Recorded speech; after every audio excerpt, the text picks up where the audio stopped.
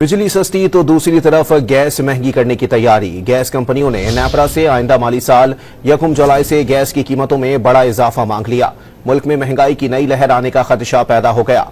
सुई northern gas company ने 700 अरब 97 करोड़ रुपए की माली जरूरियात की बुनियाद पर गैस की औसत कीमत 2,485 रुपए 72 पैसे फी MMBTU मुकर्रर करने की दरखास्त दी।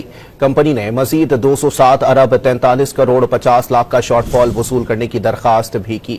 इस दरखास्त पर समाअत 18 और 28 अप्रैल को लाहौर और पेशावर में होगी। सुई सदरन गैस कंपनी ने माली जरूरियात 883 अरब 54 करोड़ 40 रुपए जाहिर करते हुए गैस की औसत कीमत 4,137 रुपए 49 पैसे फी MMBTU मुकर्रर करने की दरखास्त की। बिजली सस्ती तो दूसरी तरफ गैस महंगी करने की तैयारी। गैस कंपनियों ने नेपरा से आइंदा माली साल 1 जुलाई से गैस की कीमतों में बड़ा इजाफा मांग लिया।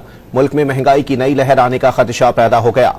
सुई नादरन गैस कंपनी ने 700 अरब 97 करोड़ रुपए की माली जरूरियात की बुनियाद पर गैस की औसत कीमत 2,485 रुपए 72 पैसे फी MMBTU मुकर्रर करने की दरखास्त दी।